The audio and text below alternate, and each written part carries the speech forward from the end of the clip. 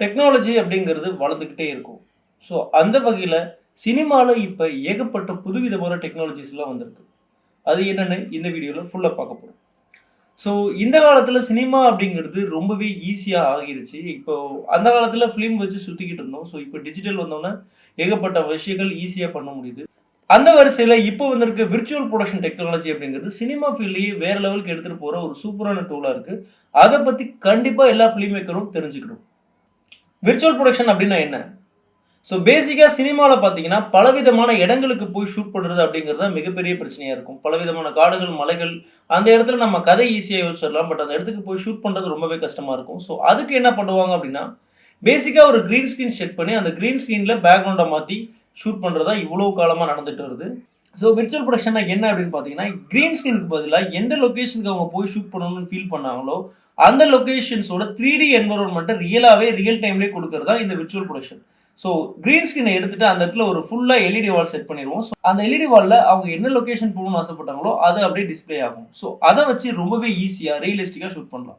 இதோட நன்மைகள் என்ன அப்படின்னு பார்த்தீங்கன்னா, நம்ம கிரீன் ஸ்கிரீன்ல ஷூட் பண்ணும்போது, கிரீன் லைட்டோட ஃபில் வந்து முகத்துல படும். ஸோ அத வந்து எடிட்டிங்ல ரிமூவ் பண்றது அப்படிங்கிறது ரொம்பவே கஷ்டமான விஷயம்.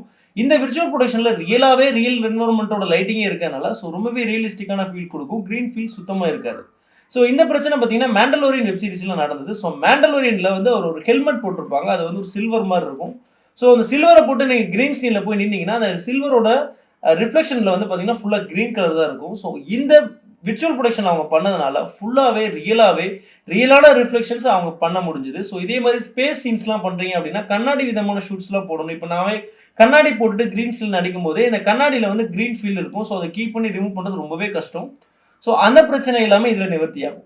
ட்ரெடிஷனல் மெத்தட்ல என்ன பண்ணுவாங்க அப்படின்னு பார்த்தீங்கன்னா, ஒரு கிரீன் ஸ்கிரீன்ல ஷூட் பண்ணிட்டு, அந்த கிரீன் ஸ்கிரீன கீப் பண்ற ஒர்க் நடக்கும். ஸோ அத கீப் பண்ணி எடுத்ததுக்கு அப்புறம் அது சரியா ரிமூவ் ஆகலன்னா ரோட்டோ பண்ணணும். ரோட்டோ பண்ணதுக்கப்புறம் அதில ஏதாவது கேமரா மூவ்மெண்ட்ஸ் இருந்துச்சு அப்படின்னா, கேமரா மூவ்மெண்ட்க்கு தனியா ட்ராக்கிங் பண்ணும். இதெல்லாம் முடிச்சுட்டு ஃபர்ஸ்ட்டு ஒரு பிளேட்ட ரெடி பண்ணிட்டு, அதுக்கு பேக்கிரவுண்ட் செட் பண்ணணும். அந்த பேக்கிரவுண்ட வந்து கரெக்ட்டா மேட்ச் பண்ணணும். மேட்ச் பண்ணதுக்கப்புறம் அதுக்கேத்த மாரி நம்ம சப்ஜெக்ட்டுக்கும் லைட்டிங் பண்ணணும். ஸோ அந்த பேக்கிரவுண்ட்லயே 3டி என்வைரன்மென்ட் வேணும்னா, அந்த 3டி என்வைரன்மென்ட்க்கு 3டியான மூவ்மெண்ட் வேணும்னா, அதுக்கு தனியா ஒர்க் பண்ணணும். இவ்ளோ ஒர்க்கும் நடந்து முடிஞ்சு தான் நம்மளுக்கு ஃபைனல் அவுட்புட்டே பார்க்க முடியும். ஸோ இது அப்படி கிடையாது. இது எல்லாமே ஷூட்டுக்கு முன்னாடியே நாம பண்ணி ரெடியா வச்சுக்குவோம். ஸோ பேக்கிரவுண்ட் எல்லாமே ரெடியா இருக்கும். அதுவும் இல்லாம அது ரியலிஸ்டிக் 3டி என்வைரன்மென்ட்டா இருக்கும். நீங்க எப்படி வேணாலும் அத ரொட்டேட் பண்ணலாம். ஸோ ஒரு கேமராமேன் நினைக்கிறாரு, எனக்கு வந்து கேமரா எப்படி பேன் பண்ணணும், அப்படி பேன் பண்ணணும்னு நினைச்சாருன்னா, ஸோ அவர் என்ன வேணும்னு நினைக்கிறாரோ அத வந்து லைவா ஷூட் பண்ணலாம், லைவா பார்க்கலாம். அது மட்டும் இல்லாம ரியல் ஆப்ஜெக்ட் 3டி ஸ்கேன் அப்படின்ற ஒரு விஷயம் இதுல இருக்கு. ஸோ அது என்னன்னு பார்த்தீங்கன்னா, இப்போ நம்ம வந்து ஒரு ஒரு சென்னை சென்ட்ரல்ல நம்ம ஷூட் பண்ணோம் அப்படின்னு ஆசைப்படுறோம்னா, இன்னைக்கு தேதியில சென்னை சென்ட்ரல்ல பர்மிஷன் கேட்கறது ரொம்ப கஷ்டம். ஸோ இப்போ சென்னை சென்ட்ரல்ல ஒரு ஃபைட் சீன் பண்ணணும் அப்படின்னு நம்ம ஆசைப்படுறோம் அப்படின்னா என்ன பண்றது? இப்போ தேதிக்கு சென்னை சென்ட்ரல்ல அப்படியே செட்டு போடுறதுக்கு ட்ரை பண்ணலாம். ஸோ அப்படி செட்டு போடலாம். இல்லன்னா அந்த இடத்துல பர்மிஷன் கேட்கறதுக்கே ரொம்பவே கஷ்டப்படணும். பட் இதுல வந்து எக்ஸாம்பிளுக்கு நான் சொன்னேன். இதுல வந்து நீங்க எடுத்துக்காட்டுக்கு என்ன பண்ணலாம் அப்படின்னா, அந்த சென்னை சென்ட்ரல்ல அப்படியே ஒரு ஃபோட்டோகிராஃபி எடுத்து அத ஒரு ரியல் 3டி மாடலாவே கன்வெர்ட் பண்ணலாம். இன்னும் ஆக்ஷன் சீன்ஸ் ஏதாவது ஷூட் பண்ணணும். அந்த இடத்துல கேமராவ கன்னா பின்னான்னு வளைக்கணும், ஷூட் பண்ணணும் அப்படின்னு நீங்க நினைச்சீங்கன்னா, ஸோ அத வந்து நம்ம ரியலா தான் ஷூட் பண்ணணும் அப்படின்ற ஒரு கட்டாயம் இருக்கும். ஸோ இந்த அன்ரில் என்ஜின்ல ஒரு புதிய விஷயம் என்ன அப்படின்னு பார்த்தீங்கன்னா, அந்த பாலத்த ஒரு 200, 300லேருந்து ஒரு 1000 ஃபோட்டோஸ் எடுத்துட்டு, அந்த ஃபோட்டோஸ் அந்த சாஃப்ட்வேர்க்குள்ள விட்டீங்க அப்படின்னா, அந்த பாலத்த அப்படியே ரியலிஸ்டிக் 3டி மாடலா கன்வெர்ட் பண்ணி குடுத்துரும். ஸோ அது கம்ப்யூட்டர்ல இருக்கும். அத நம்ம எல்இடி வால்ல ப்ரொஜெக்ட் பண்ணிட்டு, அந்த பாலத்துல போய் எப்படி ஷூட் பண்ணுவோமோ, அதை வந்து நம்ம ஸ்டுடியோக்குள்ளேயே ஷூட் பண்ணிடலாம்.